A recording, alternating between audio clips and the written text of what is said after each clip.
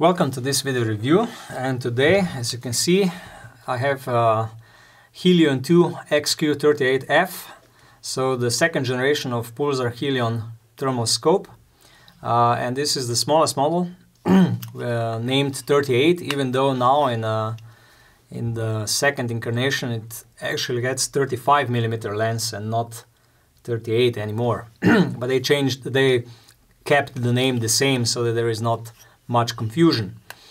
The Helions, they have been on the market since 2016, so quite a long time, 5 years already.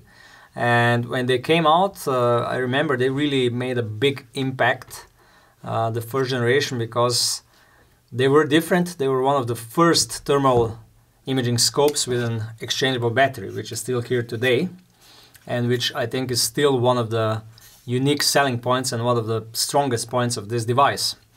So now in 2021 they came out with a second generation, even though honestly speaking, if you look at the XP models from the same line, this could have been named also the third generation, because the XP models, they got a second generation which was quite different to this one already in 2020, 1 year ago. So I'm sure that many of you wonder what is the difference compared to the first generation of this device, and there is quite a lot of things new. So the first thing what is new is the lens.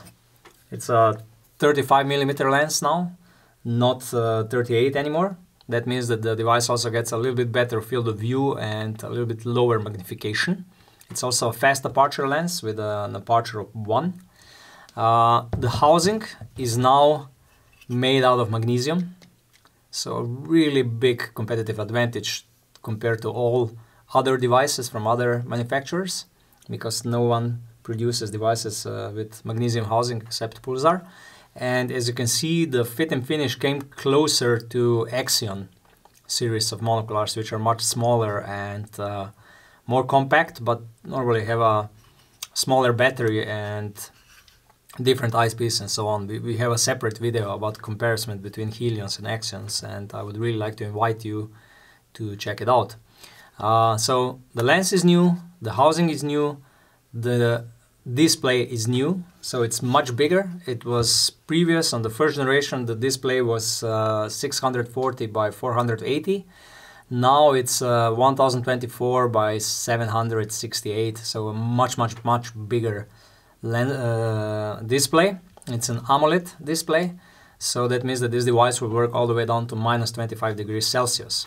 What is also new, but it's a small thing, is that the connector is now not an USB micro anymore, but it's Type-C USB. So Pulsar is going with the flow in this regard. So a lot of things new, but in general the device still has around 500 grams. It's roughly 22 centimeters long, still very well made, interchangeable batteries, fully waterproofed, IPX7 waterproofness. You can see videos where these devices are dropped into water and they work flawlessly. And last but not least, what is also new is the NATD factor of the sensor. So the sensor is the same, 384 by 288, 388 by 284. But it has a better noise equivalent temperature difference, so better NATD. Now it's below 40 millikelvins. That means that you get much more image with many more details. So you see the details finer and nicer. The warranty is still 3 years, but we know by now that Pulsar service is also able to provide you assistance even after the warranty. You pay some small fee, but in most cases they are still servicing really old devices. They are still servicing the Quantum series from 2010 and so on. So they are, in this regard, probably the best brand in business at the moment, because even if you have your older device, they are still able to service it. Focusing is on the objective side, normally, like on all Helions. What is also new, but it's not really a big difference, is the blue button on top. It's not black anymore, but it's blue, so you know immediately that you're having the second generation device. As I mentioned, there is a little bit of confusion because the second generation of XP models retained the previous display, they retained the housing made out of plastic. So we could say this is already a third generation almost. Okay, when we talk about optical performance, it changed substantially due to two factors. First factor is the NATD sensor, which is now much better. So it's 40 millikelvins, not 60 millikelvins anymore. The lens has a fast aperture of 1. And the device also features image boost possibility. So a software update of the algorithm, which gives you a better details. The range of detection is a little bit lower than it was on the previous generation. So now it's 1,100 meters, not 1,350 meters anymore. And also the base magnification is lower. Now it's 3 times, not 3.1. The field of view is 18.6 meters, so it's a little bit more on 100 meters, or 186 meters on 1,000 meters. So a little bit more than it used to be. So you get a little bit better field of view and you get better details. Even though the detection range is a bit smaller, but honestly speaking, it won't change the way you're using this device. If you will see, let's say, an animal 1,300 meters and now you're going to see it on 1,100 meters. But when you're watching the animals on, or observing the animals on, let's say, 100 meters, you will get better image details with this. And especially, let's say, with trophies, which are colder, you will see much better details with this device than with the previous one because of the better NATD sensor. Okay, the menus stay the same. So also the buttons, on and off button, up and down buttons, menu button, and record button. Short press for the menu gives you a basic menu to choose from. So brightness, contrast, and all these magnification settings and so on. Longer press gives you the option to choose calibration modes, which can be either automatic or semi-automatic or manual. And it also gives you the options of identification modes, color palette. There is 8 different color modes this device offers, so a lot of everything. What also is still, it was, I would say, only upgraded but not changed, which is great. You can still pair this device through Wi-Fi with a smartphone and with a smartphone app called Stream Vision. So check our video of Stream Vision, even though it's a little bit older video, but there is really a lot of functions in this app, and I always say in all the videos it's probably still one of the best apps you are able to get in this, I would say, hunting sport optics industry as a whole. The device is still equally ergonomic, even though with the magnesium housing it is a little bit colder, and especially when in cold weather, if you don't have gloves, you will feel the difference between plastic and magnesium. So a big plus for magnesium, but when it's really cold, the feel of it is much colder than with plastic. Okay, I will go through what you get in a box, and then we'll go to the summary, when I'll go through all the sweet and sour of this device, and I will share my opinion on it. So together with the device you get an IPS-7 battery, which holds at least 7 hours, even though in my experience it can hold also to 10 hours of continuous operation. You're also able to buy IPS-14 batteries, which hold almost 20 hours in normal conditions. It really varies with temperature. In low temperatures it will work IPS-7 for 7 hours, IPS-14 for 14 hours, but I would say higher temperatures in the summer, the batteries hold even more. You get a carrying bag, which is the same for ever since 2016, and I think it's really good. I'm really glad they didn't change anything. The charging unit for the battery, the warranty card for 3 years, and a manual, the charging cable, the socket for the electricity, and that's about it. So the most important part of all our reviews, the sweet and sour, because honestly speaking I will not go into other details of this device because you can check other videos. If you look at the first generation of Pulsar Helions, and check my reviews of the first generation, you get majority of information that you need. But what do I think about this device?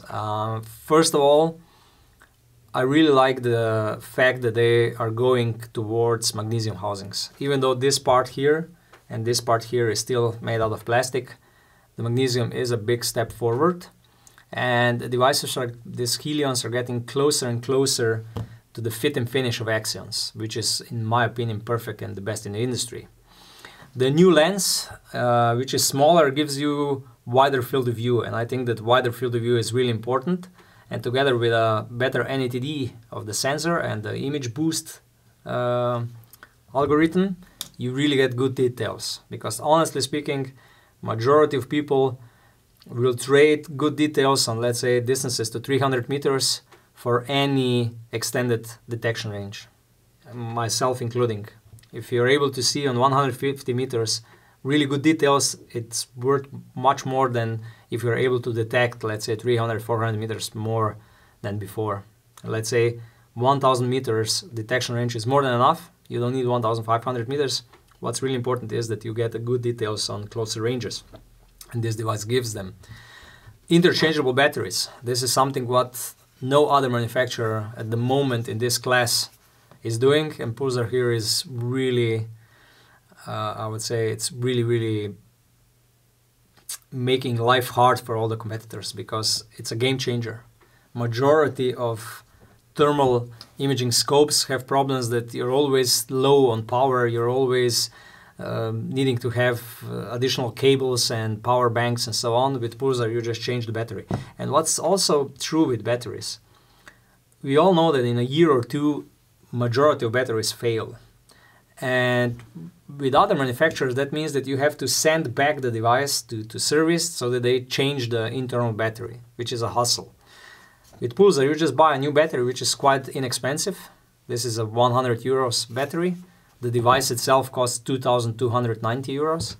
And you have a fresh device. It works like new. What's also working well for Pulsars in long-term use is that they upgrade the software of all their devices at least once per year, or let's say maybe once per year and a half. But each time you're getting so much more additional functions, much better image quality and so on. And together with the service they provide, because they're able to service even if you damage your device when it's out of warranty, they're still able to provide service. This makes their devices unique, because you're able to buy them and use them for a really long period of time. We have many users that still use Quantums, which are now getting already almost 10 years old. And this is unique in the category of thermal optics, because all other manufacturers, after 3-4 years, it's expected that you buy a new device, not with Pulsar. Well, I also think it's really sweet. It's the price point, 2,290 euros. It's a really good price point for magnesium housing workhorse of a device. And we know also from the devices which had plastic housing that these devices are tough as hell. People do amazing things with them, unimaginable things with them, and they still work and don't fail. And this is really a workhorse. Also for professional users, you have to understand that professional users, they don't look after their equipment as much as normal users. And even with them, these devices are extremely durable. Another plus, the eyepieces. I wear glasses, and Helions are devices which I'm really keen on using, and it's really easy for me to use them because the eyepieces allow enough eye relief, and they are made in a way that even myself with glasses don't have any problem. And this is a big plus, because there are many thermal scopes that do pose a problem for use for people with glasses. What could have been done better? First thing, image boost. Image boost is such a great function, but this device, at least many of them, these devices come with image boost turned off as a default option. And you're losing like 30% of image quality because of it. I am sure that now, if you're watching this video and it's already half a year old or 1 year old, Pulsar will change this, because I'm not able to understand how anyone would use this device without image boost being turned on all the time.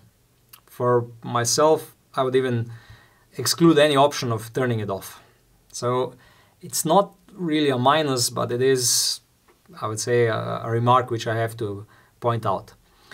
Second thing, size and weight. These devices, when they came out in 2016, they were not too big, but now many devices are smaller, lighter, and so on. It is, however, true that this is meant to be a workhorse. It's meant to be durable and so on, so I understand why it's so big. What's also with its form factor, that if you're a left-hander, it's not as comfortable to use as if you're a right-hander. The position of the buttons is not completely central and it's not as ergonomic. The Xeons are better in this regard. Fit and finish is perfect in this part, made out of magnesium, but you still see these plastic parts on top of it.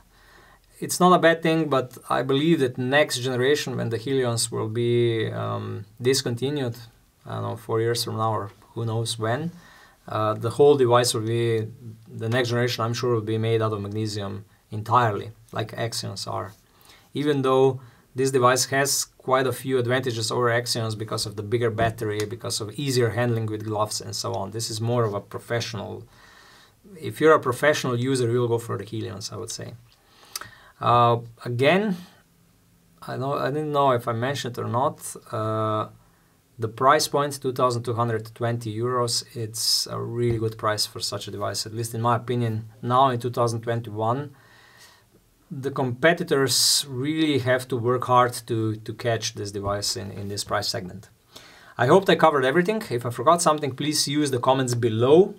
And if you have any additional questions, send us email. If you like our videos, please subscribe and follow us everywhere. Thank you.